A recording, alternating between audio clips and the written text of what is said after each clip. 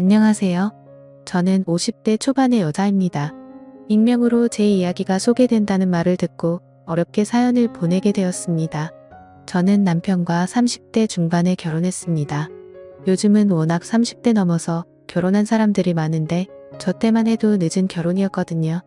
저는 남편과 중매로 만나 결혼했습니다. 그래서 부모님이 엄청 좋아하셨어요. 그래서 결혼하고 딸 둘 낳고 나름대로 잘 살고 있었죠. 남편은 직장을 다니다 그만두고 현재 사업을 하고 있고요. 제 남편에는 형이 2명이 있습니다. 한 명은 현재 미국에 거주하시고 나머지 한 명은 서울에 계시죠. 그리고 저희 부모님도 서울에 살고 있어요. 시부모님 모두 건강하게 살아계시고요. 제 아주버님의 아내 그러니까 제 작은 형님에게는 친구분이 한 명 있는데요. 그분이 미용사입니다. 그래서 저도 자주 가서 머리를 했죠. 저희 집에서 그리 멀지 않은 동네에서 미용실을 하시는데 꽤 실력이 좋으시거든요. 그날도 염색을 하려고 미용실에 갔어요. 그런데 문이 잠겨 있더라고요. 잠시 외출했나 영업을 안 하나 생각이 들면서 내일 다시 와야 하는 고민이 들더라고요. 미용실 앞에서 10번 정도 고민하다가 내일 다시 오자 결정하고 집에 가려는데 화장실이 가고 싶더라고요. 미용실 상가 뒤쪽으로 가면 공용 화장실이 있거든요. 그래서 화장실 쪽으로 향했죠. 그런데 화장실 가는 길이 미용실 뒤편이에요. 머리 감는 공간이요. 그래서 머리 감는 공간 뒷문으로 나가면 바로 화장실이 나오거든요. 아무튼 화장실을 가려고 하는데 미용실 쪽에서 여자 신음소리가 나는 거예요. 이상하잖아요. 분명 문이 잠겨 있었는데요. 제가 살펴보니까 미용실 뒤쪽에 아주 작은 창문이 하나 있거든요. 환기할 수 있는 창문이요. 그 창문이 아주 살짝 열려 있더라고요. 그래서 까치발을 들고 그 창문으로 미용실 안을 들여다봤죠. 근데 작은 형님 친구분이 거기에서 웬 남자랑 그 짓을 하고 있는 게 아니겠어요? 머리 감는 그곳에서 남자랑 아주 난리가 났더라고요. 그 친구분은 당연히 유부녀예요. 아이도 하나 있고요. 그 아이를 실제로 본 적도 있어요. 기가 막히더라고요. 유부녀가 미용실 문 잠가놓고 웬 남자랑 그 짓을 하고 있으니까요. 근데 그 남자가 왠지 낯이 익었습니다. 그래서 아주 자세히 얼굴을 봤는데 아니 글쎄 저희 작은 아주버님이 아니겠어요? 그러니까 작은 아주버님이 와이프 친구랑 바람을 피우고 있는 장면을 제가 목격한 겁니다. 너무 놀라서 순간 저는 막 하고 비명을 질렀어요. 저도 모르게 나온 소리라 당황했죠. 그런데 그 순간 작은 아주버님이 고개를 돌려서 창문 쪽을 바라보는 게 아니겠어요? 그 바람에 작은 아주버님이랑 눈이 마주쳤죠. 저는 눈이 마주치자마자 냅다 도망을 쳤습니다. 바로 택시를 타고 저희 집으로 갔죠. 한 10분 후에 작은 아주버님이 전화를 하시더라고요. 당연히 받지 않았습니다. 그런데 막 10번이 넘어가도록 전화를 하시더라고요. 당연히 다급하셨겠죠. 바람 피우는 모습을 제게 들키셨으니까요. 그래도 받지 않았습니다. 너무 떨리고 심장이 쿵쾅거려서 받을 수가 없더라고요. 그렇게 전화를 계속 받지 않자 문자가 왔더라고요. 전화 좀 받아달라고요. 이야기 좀 하자고 하더군요. 저는 문자도 무시했습니다. 머리가 복잡해서 도무지 아무런 답장도 할 수가 없었어요. 그냥 남편 얼굴 보기도 민망하더라고요. 남편이 유독 작은 아주버님이랑 많이 닮았어요. 그래서 남편 얼굴 볼 때마다 작은 아주버님이 그 친구분이랑 그 짓을 하고 있던 광경이 생생하게 떠올랐습니다. 작은 아주버님은 제가 전화해도 받지 않고 문자도 무시하니까 아주 속이 타셨나봐요. 저희 집으로 평일에 출근도 하지 않고 직접 찾아오셨더라고요. 처음에는 아예 문도 열지 않으려고 했는데 작은 아주버님을 계속 문 앞에 세워두는 것도 예의가 아닌 것 같아서 문을 열어드렸습니다. 생전 그분이 저희 집에 오시지도 않고 오신다고 해도 뭐 사가지고 오시는 분이 아닌데 그날은 글쎄 과일 바구니를 들고 오셨더라고요. 세상 친절한 웃음을 지으면서 과일 바구니를 저에게 주셨습니다. 남편이랑 같이 먹이라고요. 저는 들어오시라고 하고 커피를 한 잔 타드렸습니다. 작은 아주버님은 뜨거운 커피를 거의 원샷 하시더니 제게 물으셨습니다. 다 봤냐고요. 저는 시치미를 뗐죠. 무슨 말인지 모르겠다고요. 그랬더니 저랑 눈 마주쳤잖아요. 라고 하더라고요. 저는 모른 척 할 수가 없어서 이실직고했습니다. 다 봤다고요. 실망이라고도 했습니다. 어떻게 다른 사람도 아니고 작은 형님 친구분이랑 그런 짓을 벌일 수가 있으시냐고. 당장 정리하라고 했죠. 그랬더니 그때부터 작은 아주버님이 정말 사정사정 하시더라고요. 한순간의 실수였다고요. 심지어 그 친구분이 본인을 계속 아주 작정하고 유혹했다고 했습니다. 자기는 안 된다고 거절을 했는데도 계속 작정을 하고 달려들었답니다. 여자가 그렇게 달려드는데 버틸 남자가 어디 있겠냐면서 실수했다고 하시더군요. 바람이고 뭐고 그런 것도 없었다고요. 이미 정리된 관계라고요. 그러니 제발 작은 형님에게 말하지 말아달라고 하셨습니다. 안 그래도 작은 형님에게 말해야 하나 말아야 하나 고민이 됐거든요. 하지만 말하지 말아달라고 부탁을 아닌 심술이 나서 작은 형님에게 당장 고자질하고 싶었습니다. 그런데 작은 아주버님이 그런 제 마음을 읽으신 것 같더라고요. 대뜸 저에게 비밀로 해주면 제 남편이 빌린 돈을 갚지 않아도 된다고 하시더군요. 저희 남편이 사업 시작하면서 작은 아주버님께 돈을 좀 빌린 게 있거든요. 그래서 달마다 조금씩 작은 아주버님께 그 빌린 돈을 갚는 중이었습니다. 솔직히 저도 사람인지라 솔깃하더라고요. 빌린 돈을 갚지 않아도 된다고 하신 이 마음이 흔들린 것이 사실입니다. 아무리 가족이라고 해도 남의 가정일인데 제가 굳이 말할 필요가 있겠냐고요. 그냥 모른 척하는 게 현명한 거 아니겠냐고요. 그래도 대놓고 비밀로 해주겠다는 게 너무 속 보이는 것 같고 왠지 죄책감도 들어서 일단 생각해 보겠다고 했습니다. 저도 생각을 정리할 시간이 필요하다고요. 작은 아주버님이 잘 좀 생각해 보달라고 하시더군요. 그리고 거듭 비밀로 해달라고 하고 돌아가셨습니다. 그때부터 진짜 잠이 오지 않더라고요. 도저히 어떻게 해야 할지 몰랐습니다. 그렇게 고민 끝에 저는 일단 비밀로 하기로 했어요. 작은 아주버님이 다시는 그러지 않겠다고 하시니 믿어보기로 한 거죠. 실수였다고 했으니까요. 그런데 그 말이 다 거짓말이었더라고요. 제가 비밀로 했는데 왠지 찝찝했습니다. 그래서 그 뒤로 몇 번 미용실에 갔죠. 혹시 작은 아주버님이 또 계실지도 몰라서요. 그런데 글쎄 작은 아주버님이 또 미용실에 앉아 계신 겁니다. 작은 아주버님이 그 친구분이랑 커피를 마시고 계셨는데 아주 다정해 보이더라고요. 누가 봐도 사랑을 나누는 연인 사이였습니다. 그 모습을 보고 바로 다음날에 작은 아주버님께 전화해서 따졌죠. 친구분이랑 만나고 계신 거 다 봤다고요. 왜 거짓말 하시냐고요. 왜 정리를 안 하세요?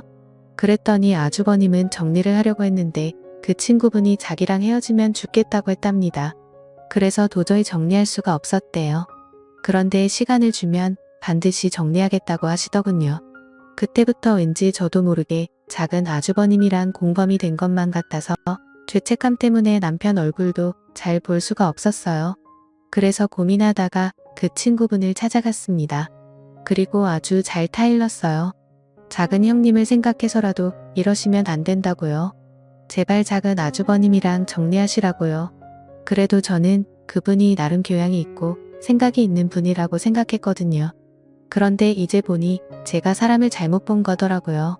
아주 코웃음을 치시면서 그럴 수 없답니다. 그러면서 작은 형님이랑은 사실 별로 친하지 않대요. 친구라고 나오는데 서로 별로 연락도 안 한다고요. 아니 전에는 저한테는 작은 형님이랑 엄청 친하다고 그렇게 말하더니 이제 와서 친하지 않다네요. 그게 말이 되나요? 그래서 제가 유부녀 유부남이 이러면 안 되는 거 아니냐고 했더니 사랑하는데 그게 무슨 상관이냐 하더군요. 그러면서 본인은 작은 아주버님이랑 재혼할 거라고 했습니다. 자기 남편에겐 이미 이혼하자고 말한 상태고 자기는 무서울 게 없대요. 작은 형님이 모든 사실을 알아도 무서울 게 없답니다. 상간녀 취급을 받아도 작은 아주버님만 있으면 상관이 없다고요. 작은 아주버님에게 아주 푹 빠진 것 같았죠. 저는 작은 아주버님께 확실히 정리하라고 했습니다. 그분은 헤어질 생각이 없어 보이고 작은 아주버님이랑 결혼을 하겠다고 하는데 그럼 안 된다고요. 하루빨리 정리하라고 했죠. 알겠다고 하더군요. 시간만 주면 정리하겠다고요. 그리고 나서 2주쯤인가 모르는 번호로 연락이 와서 받았더니 그 작은 형님 친구분이더라고요. 무슨 일이냐고 물었더니 만나자고 하셨습니다. 할 말이 있다고요. 그래서 미용실로 찾아갔더니 엉엉 울면서 작은 아주버님이 바람을 피운다고 하더라고요. 아니 이미 그 친구분이랑 바람을 피우고 있는 작은 아주버님이 또 무슨 바람을 피운다니? 제가 그게 대체 무슨 소리냐고 했더니 글쎄 작은 아주버님에게 또 다른 여자가 있답니다. 본인이 얼마 전에 알아냈다고요. 자기가 그 여자 누구냐고 따져 물으니까 알 거 없다고 하면서 헤어지자고 했습니다. 이미 다른 여자를 사랑하게 됐다면서요. 저를 붙잡고 엉엉 울면서 말하더라고요. 그런데 제가 듣다가 대체 그런 말을 왜 나한테 하는 거냐고 했더니 저보고 작은 아주버님 좀 설득해달래요. 그래서 뭘 설득하냐고 했더니 그 여자랑 헤어지라고 말을 해달랍니다. 기가 막히더군요. 본인도 바람을 피우는 주제에 누구 보고 헤어지라고 부탁을 해달라는 건지. 그래서 그런 건 내가 알아서 할 테니 신경 쓰지 말라고 했죠. 이제라도 정신 차리고 본인 가정에 충실하라고요. 그 후 집에 들어왔는데 기분이 좋지가 않더라고요. 그래서 작은 아주버님께 전화를 해서 제가 들은 부분을 모두 물었죠. 작은 아주버님은 사실이 아니라고 하더군요. 그 여자가 모두 꿈이 하는 말이라고요. 자기가 헤어지라고 해서 앙심을 품고 그런 거짓말을 한 거라고 하셨죠. 그런데 제가 느끼기엔 거짓말 같지는 않았거든요. 정말 슬퍼하면서 울었으니까요. 정말 진심으로 하는 말 같았습니다. 저는 작은 아주버님이 또 다른 여자와 바람을 피우고 있다고 확신했습니다. 이쯤 되니 모르는 척하는 것도 죄스럽겠더라고요.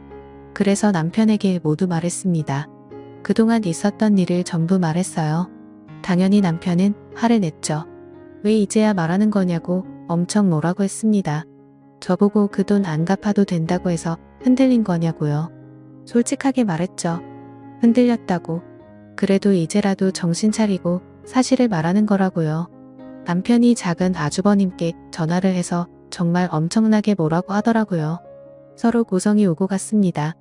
휴대폰 너머로 작은 아주버님이 신랑에게 욕을 하는 소리도 들렸고 아주 난리가 났어요. 작은 아주버님은 저희 신랑한테 신경 끄라고 하시더군요. 남편이 작은 아주버님께 한 소리 했지만 막상 작은 형님에게 말하는 건 꺼려했습니다. 본인 입으로 도무지 말할 수가 없대요. 저도 마찬가지고요. 그래도 저는 역시 말해야 한다는 생각이 들었습니다. 만약 제가 작은 형님이었다면 저는 저에게 말해주기를 바랬을 테니까요. 저는 정말 어렵게 용기를 내서 작은 형님에게 말했습니다. 그동안 있었던 일 전부 숨기지 않고 말했죠. 작은 형님이 그동안 작은 아주버님이 외도를 감추고 있었던 걸 알면 저를 죽을 때까지 보지 않겠다고 하실지도 모르지만 있는 그대로 말씀드렸어요. 그런데 작은 형님은 이미 알고 계시더라고요. 친구분이랑 바람을 피운 것도 알고 계시고 다른 여자랑 바람이 난 것도 알고 있었어요. 심지어 다른 여자가 누구인지도 알고 있더라고요. 글쎄 회사 경례랍니다. 나이가 40대 초반이래요. 10살은 넘게 차이가 나는 여자랑 바람이 난 거죠. 더 기가 막힌 것은 바람이 이번이 처음이 아니라는 겁니다. 결혼 생활하면서 작은 아주버님이 엄청 많은 바람을 피웠다고 하더라고요. 그걸 알면서도 작은 형님은 지금까지 모른 척 눈 감아준 거였고요. 작은 형님은 저에게 조금 실망했다고 했지만 이제라도 말해줘서 고맙다고 하시면서 자기를 도와달라고 하셨습니다. 어떻게 도와주냐고 했더니 자기 계획을 말씀하시더라고요. 알고 보니 이미 작은 형님은 많은 부분을 계획하고 계셨죠. 일단 작은 아주버님이 작은 형님 이름으로 구매했던 아파트 2채를 모두 형님이 파셨대요. 작은 아주버님이 사업을 하면서 돈을 조금 모으셨거든요. 그런데 세금을 내야 하니까 작은 형님이 이름으로 아파트를 산 거죠. 그래서 작은 형님이 그 아파트를 몰래 판 거고요. 작은 형님은 작은 아주버님 몰래 이사를 하실 계획이었어요. 아무도 모르는 곳으로 몰래 떠나실 계획이었던 거죠. 그런데 그러려면 작은 아주버님이 오랫동안 집을 비우셔야 하는데 정말 작은 아주버님이 엄청난 짠돌이였거든요. 그래서 꼭 점심도 집에 가서 드세요. 웬만하면 외식도 잘 안 합니다. 기가 막힌 건 지금까지 수많은 여성들이랑 바람을 피워도 그 여자들이랑 여행 한 번 안 갔답니다. 평소에는 밥도 항상 집에 와서 먹고요. 저는 그런데도 어떻게 바람을 피울 수 있는지 신기하더라고요. 아무튼 그래서 작은 형님은 작은 아주버님이 오랫동안 집을 비울 신반이 있어야 한다고 하셨어요. 그동안 포장 이사를 불러서 이사를 해야 하니까요.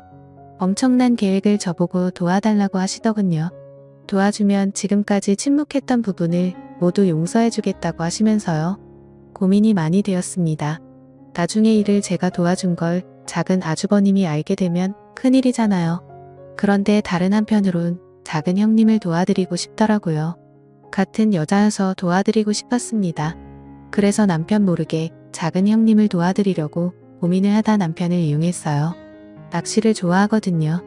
그래서 작은 아주버님 데리고 낚시를 다녀오라 했습니다. 남편이 고민하다가 그러겠다 하더군요. 물론 작은 아주버님이 처음에는 가지 않겠다고 하셨어요. 남편이랑은 평생 보고 싶지 않다고요. 그래서 반협박을 했죠. 우리 남편이랑 낚시 가서 화해하지 않으면 작은 형님에게 모든 사실을 말하겠다고요.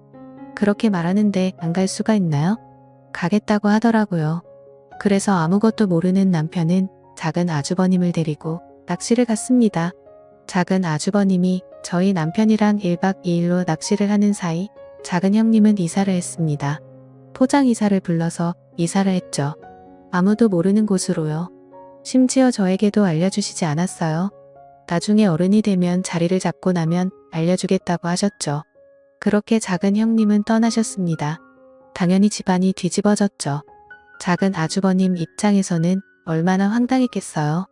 낚시를 마치고 돌아왔는데 와이프가 짐을 모두 빼고 떠나버렸으니까요. 작은 형님에게 전화를 해봤는데 없는 번호라고 했답니다.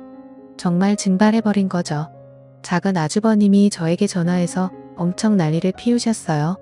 혹시 알고 있었냐고요. 저는 당연히 몰랐다고 했죠. 시치미를 떼면서 몰랐다고 했습니다. 어떻게 그런 일이 있을 수 있냐면서 놀라운 척했죠. 황당한 건 남편도 마찬가지였어요. 저보고 진짜 아무것도 몰랐냐고 하더라고요. 저는 당연히 모른다고 했고요. 나중에 작은 아주버님이 작은 형님이 아파트 2채를 판 사실도 알게 되셨어요. 남편 말로는 작은 아주버님이 오열을 했다고 하더라고요. 나라를 잃은 사람처럼 통곡을 했다대요. 작은 형님을 잡으려고 해도 어디로 갔는지도 모르고 번호도 모르니 잡을 수가 없다고요. 그리고 나서 한 달 후쯤인가 작은 형님이 저에게 전화를 하셨더라고요. 본인은 아주 잘 지낸다 했습니다. 현재 지방에 계시다고 했어요. 어디 지역인지는 말씀해주지 않으셨고요. 나중에 작은 아주버님이랑 정리가 되면 말씀해주겠다고 하셨죠. 저는 작은 아주버님이랑 연락은 해보셨냐고 여쭈었더니 하셨다고 하시더군요. 작은 아주버님이 아주 난리가 났었다대요. 도대체 어디냐고 했답니다. 본인 돈 가지고 오라고요. 작은 형님은 그냥 이렇게 살자고 했답니다. 굳이 이혼할 필요 없다고요. 각자 이렇게 떨어져서 각자 인생을 살자고요. 그렇게 하는 것이 더 편할 것 같긴 하겠더라고요. 차라리 이혼을 하는 게 낫지. 작은 아주버님이 절대로 안 된다고 돌아오라고 했지만 소용없었죠. 돌아갈 생각이었다면 애초에 작은 형님이 그런 계획을 세우지도 않았을 겁니다. 그 일로 인해 작은 아주버님은 지금까지 바람을 피셨던 것을 시부모님께도 들키게 되었습니다. 그래서 또 한바탕 난리가 났었죠. 그리고 시부모님이 작은 아주버님이랑 저희 부부를 불러서 이게 대체 무슨 일이냐고 화를 내셨어요. 그리고 작은 아주버님에게 지금까지 밖에서 어떤 짓거리를 하고 돌아다니길래 이런 사단이 난 거냐고 하셨죠. 시아버지께서는 너 같은 자식 필요 없으니 다시는 본인 눈에 보이지 말라고도 하셨어요. 그 소식이 미국에 계신 큰 아주버님에게도 들리셨나 봐요. 당연히 큰어머니께서 말씀을 하셨겠죠. 남편 말로는 큰 아주버님이 작은 아주버님께 전화를 해서 엄청 욕을 하셨게요. 부끄럽다고 하시면서 평생 반성하며 살라고 했답니다. 재수씨 괴롭히지 말라고요. 그냥 그렇게 살라고 했답니다. 작은 아주버님도 큰 아주버님에게는 꼼짝 못해요. 그래서 그 말 듣고 더 이상 작은 형님을 괴롭히지 않는 것 같더라고요. 어느 정도 상황이 정리가 되니까 작은 형님이 아무에게도 말해주지 말라면서 사는 곳을 말씀해 주셨습니다. 작은 형님은 제주도에 계셨죠. 작은 형님은 작은 아주버님이 자신이 사는 곳을 알 수 없도록 작은 형님 어머님 이름으로 집을 구매했다고 했습니다. 그래야 절대 모른다면서요. 그래서 전 남편에게 친구들이랑 놀러 간다고 말하고 작은 형님을 보러 제주도에 갔었어요. 형님이 편안하게 사시는 모습을 보니 안심이 되더군요. 저는 남은 인생을 편하고 즐겁게 보내시라고 했죠. 가끔 이렇게 찾아오겠다고요. 작은 형님은 흔쾌히 그러라고 하셨습니다. 남편은 제가 작은 형님이 어디에 있는지 알고 있다는 사실을 눈치챘는지 저에게 가끔씩 물어봅니다. 작은 형님이 대체 어디에 있냐고요? 서로 연락하고 지내는 거 다 안다고요? 저는 절대로 모른다고 했죠. 절대로 알려고 하지 말라고요. 계속 묻다가 제가 말을 하지 않으니까 더는 물어보지 않더라고요. 돌이켜 생각해보면 후회되고 부끄럽습니다. 진작에 작은 형님에게 사실을 말하지 않은 부분이요. 그것만 생각하면 정말 얼굴이 화끈거려요. 작은 형님은 그럴 수 있다고 본인이었어도 말해주는 게 어려웠을 거라고 다 이해한다고 했지만 그럼에도 부끄러운 것은 사실이에요. 그나마 일이 이렇게 잘 끝나서 다행이죠. 제 이야기를 들어주셔서 감사합니다. 집안에 좋지 않은 일이라서 말을 꺼내는 게 조심스러웠어요. 제가 잘못한 부분도 있으니까요. 하지만 같은 여자로서 통쾌한 부분이어서 이렇게 익명으로 사연을 보내게 됐습니다.